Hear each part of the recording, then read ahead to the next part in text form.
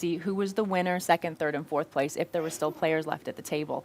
And being able to change gears at the end of that round and go right back to the beginning and start again, you could see that for some players it was wearing on them, I think. For sure. One player that it wasn't wearing on that just flew under the radar, Alexander Yatenko. Ukraine were in last place throughout most of this event. He won his last 3 matches. That's 27,000 points. That's quite impressive. He had a 4th place finish in the first match. He got shut out in the second. And then when the Ukraine really needed a star, we had talked about that. We thought Eugene Kachlov at that 3rd match feature table might be the star they needed. It wasn't. It was Yatenko, who's a hot player online. And boy, its play has been translating here for sure. I must admit that I skipped through when we were talking about the heads-up format. I skipped through a bit because I went on my Canada talk. So 3 players. So Germany will have 3 players playing against Canada. Again, there's no elimination at this point unless Canada or one of the players, one team will be eliminated at the end. They're playing for points. They'll play in a single match each. It's going to be a very deep structure. I believe it's still 2.5 hours. We're going that way. So Canada's playing Germany, Italy's playing Ukraine, and Russia is playing France. The draw has been completed. Thomas, our referee, and Mr. Dreyfus, our president, our event president, did do the draw earlier today, about 20 minutes ago actually, and we'll announce it once the players get into the room. So the players do not know who they're going to face. They know they're going to face a country. Canada, Germany, I can tell you right now, the feature match that we're going to have at the feature table is going to be spectacular. So luck of the draw for us, bad luck for the 2 players playing at that feature table because it's going to be a spectacular match. There's also a few different matches. You know, if Anatoly Filatov plays for Russia, again, we're not announcing it at this point. Boy, that could make for some great matches with France. He could be playing Elke. We assume Elke will be one of the players selected for France, although there might be some surprises on Team France as well. So we'll go through them once we announce them. The problem with France is that someone like Patrick Borel, who is totally off the radar, again, not an insult. He is a bracelet winner. He's a hardcore poker player, but not a full-time professional. Right, and he doesn't get to play a lot. I mean, last year he played in 4 tournaments and cashed in 3 of them, including an LAPC final table. So he knows what he's doing. But in this type of setting, I really thought that he'd be not overwhelmed. It's a bad word, but thought that, you know, if you're playing on a table with Duhamel and with George Danzer and all those amazing stars, they should have an edge on him. And maybe they did, but at some point Patrick Borel was, you know, finished top 5 in scoring and was a great player and was probably the most involved player here. He was always asking about rules, always making small talk with people.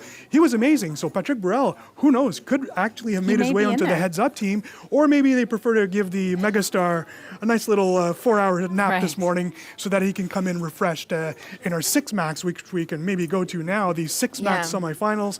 Once again, so one team gets eliminated during the heads-up competition, and it'll be by points. So the points that they've accumulated yesterday, they go into today. Again, the U.S. getting that 50,000 point bonus, which will become chips later on today. That 6 max is going to be something really spectacular because it'll be a tag team. Right, and this is not something we've really seen before. That's right. It's happened a few times, but I mean, in this case, it's a tag team with 4 of the top other players from your country.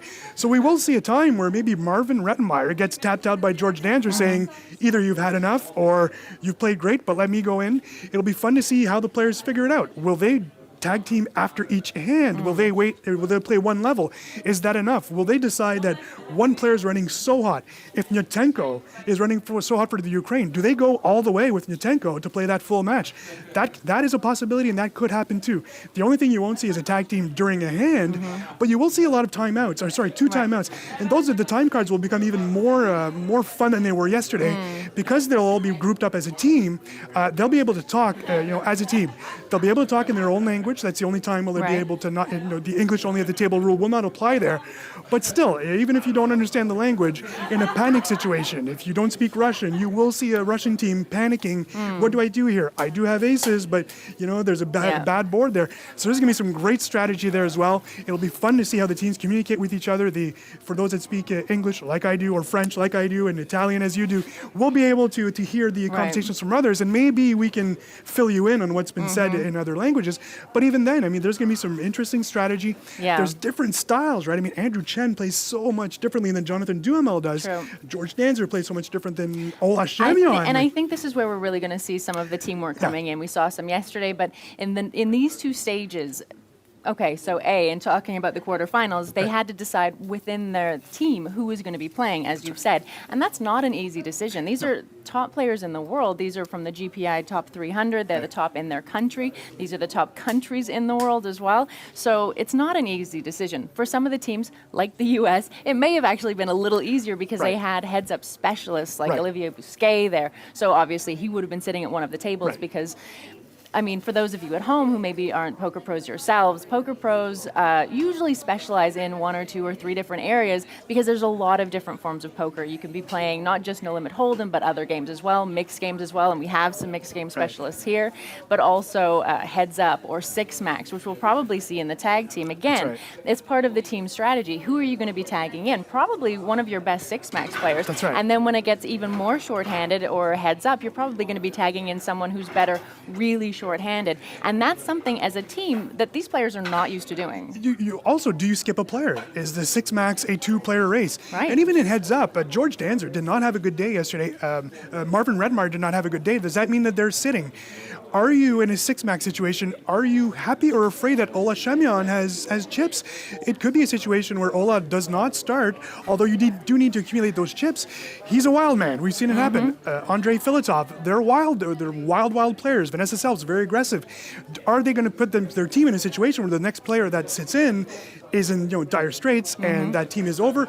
Do you prefer to have Ole play a short stack and be ultra aggressive? Again, it's really going to depend on the team, and there will have to be decisions made. And I think we've seen yesterday leaders coming through. I think we saw Vanessa Selps really taking charge of the team. It doesn't mean that she's the team captain, but it does mean that Vanessa is taking charge. She was taking notes, so it'll be they'll have an extra few hours to talk about it as well. I think that all the teams want is for this day to go quickly and get to the finals and be the last 2 teams. There's teams that are very confident in the finals. George Danzer did tell us yesterday, I understand I'm not playing well. I'm just hoping or banking on my team bringing me to the finals, and then watch out, right? He loves playing Heads Up. He's when you win 3 bracelets in 1 year, you're doing well. WSOP Player of the Year. So he's that. The USA are extremely confident and should be at this point. They should. Locking up first place really is huge for the States. It would have been huge for any other team, but the States gets that extra break. I mean, 6 Max, let's not forget the talent they have on their team. And I truly do believe what Bryn Kenny told me, that he is extremely confident that if the US makes the finals, they cannot be beaten. Haxton, you mentioned Bousquet, and then they just need one more win. And they're very confident that win would probably come from Vanessa or Dan Smith, or obviously from Bryn Kenny himself, who has not had a very successful tournament so far, but it might be the time for them to get it done. Yeah, who do you put on the bench in a team like that? Honestly, it would be difficult for them to figure it out. So hopefully, they're taking this time where they're not having to figure that out for the Heads Up for the quarterfinals. So that's good. Yeah, we'll have to see. Now, in terms of making decisions for the team, it's kind of interesting how they decided who was going to be able to play in the quarterfinals, and each of the countries had a very different approach to it, shall we say. I think I heard, a little birdie told me, that the French team actually really struggled to decide which 3 players would be in the Heads Up. They all want to play, and we mentioned before that maybe Patrick Bruel wouldn't have wanted to sit down and play, but he does. Right. He does now. Yeah. The French and actually the Russians really took it. They went almost all through the night. We were pressuring them on getting their selections in, which are finally in. Again, we did the draw earlier, but those 2 teams really struggled. It's pretty impressive for how teams did it. Canada basically just used a randomizer and to select their players. It's a very polite way. It is so polite. We love the Canadians. Yeah, so we'll see what happens there. Thank you, Kara, for wearing your Canadian red, by the way. But it is pretty impressive and pretty amazing how those teams did it. And yeah, it is tough to make that decision. So maybe randomizing it, if you're skilled, all your players are skilled. Never hurts for Sorel Mitzi to get a few extra hours of sleep. He's a big exercise guy, so he'll be able to go to the gym, enjoy a green juice, come in focused. Hopefully his team will still be in there at that some point. of the teams were actually arguing to try to say, okay, let all 5 players. We'll find a way to get all 5 players in. And we're like, no, I'm sorry. This is actually part of the team aspect of it. You need to make a decision. You need to be able to talk as a team and decide who's going to be playing. We can't put all 5 players in. So. And just like in football and in other competitions, you do have to sit some of your players down. So if that happens, and in this case, it's the exact same thing. You just sit your players down. Unfortunately, it is part of their decision making. But you're right. I mean, it is the sporting aspect of this competition. It's exactly what it is. It's exactly what we wanted to see. teams having to make tough decisions. You might not see Elke in the next round. That would be pretty shocking, but that could happen. Or because of his track record, you're just going to go and say, Elke needs to be in there.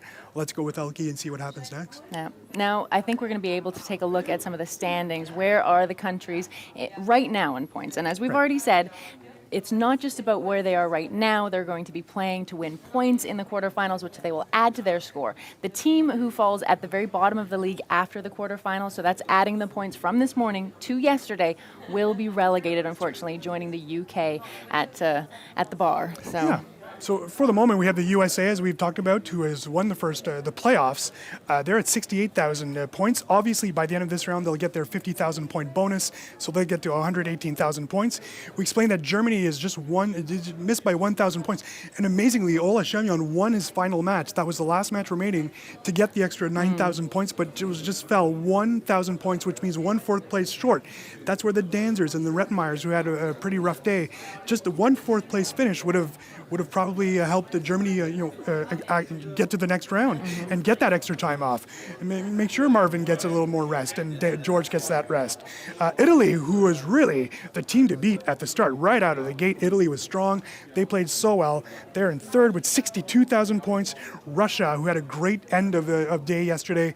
I think in the final match, 4 of their 5 players scored, including Troyanovsky, who was a top 5 scorer in the playoffs. They're at 60,000 chips or points. France, 52,000. We can't say any more points about any more things about Patrick Burrell. Just probably the MVP in the sense that probably wasn't expected to score that many points. Elke also had a very good day. It might not have shown in the points, but he seems very confident. He's playing very well, and that is danger for everyone. When Elke is starting to feel confident, it's been a rough 2 years on the circuit for Elke, but when you win $10 million and you win so many tournaments and you're a legend online, I have no troubles with Elke. Ukraine, 50,000, but again, 27,000 of those points came from Yatenko in the last 3 matches. So just Yatenko, an amazing performance that really saved the Ukraine at the end. And then we have Canada, 41,000. Canada is the last team coming into this. They cannot, if they lose all 3 matches, they're done. Right. If they win 1, well, we'll have to see what happens. They might need some help there. So, 1 match is the bare minimum is what they need. Right. And then if that happens, then Ukraine would have to lose all 3 matches, which is highly unlikely. These players are all pretty confident that most of these matches will end 2-1. They don't see any sweeps. There's so many quality players. They don't know the draw yet, right? They just had to put their names, and then we drew the names. So, we might have top, or top, and then, maybe lesser known players playing together. So that's all something that we'll find out in a few minutes. But it really is something that Canada just needs to focus. If they can get that 1 win and maybe a early bust out for Ukraine, then suddenly the tides might have turned and it might be their Ukraine just getting a lot of pressure on them and doing that. And finally, of course, the UK, who 22,000 points. We had to say goodbye. Yeah. Let's give a thumbs up to Oliver Price, who scored 17,000 points, 17 out of 22. You do the math. Just an unbelievable performance. He tried his best. Obviously, the whole team did try their best, but it was the Ollie Price show, and unfortunately, that just wasn't enough for the UK. It wasn't enough. No. And all of these sorts of things, and the points, and who's winning matches, and who's doing that, it's going to be playing into something that we call the MVP. And one player from the winning team at the very end, after the final, will be crowned the MVP. They will take home a beautiful timepiece from Roger Dubuis. But you know who else is an MVP? The commentators, because they've been spending so much time on the stream talking you guys through the hands, talking you through some of the standings, giving you stories. And I do believe that we're going to be seeing an interview fairly quickly here with our sideline reporter, Tatiana Pasalic. She's got our 2 English-speaking commentators with her, Joe Stapleton and Jessie May. We also have 4 other languages worth of commentary. So, I mean, if you're not an English speaker, this is not just for the English speakers. Poker is such a universal game now. We had an issue where our Russian friends could not join us yesterday, but I do believe the Russian broadcasting crew is here. Worst comes to worst, the Russian feed was in English yesterday with Jesse and Joe, but I do believe that the Russian friends have gotten here right on time to see Team Russia maybe make it through to the finals. So if you're going to show up on day 2 and see what happens to your team. So you're right. I mean, it's pretty amazing the what happens in the back. They're all next to each other. They're just sounding great, and they're doing a great job. They are doing a great job, and they have a really great insight into exactly what's been happening up to this point and what we should expect in today. So let's go over to our sideline reporter, Tatiana Pasalic, who's sitting there with them. Hello and good morning. I am joined with our MVP commentators, Jesse May and Jose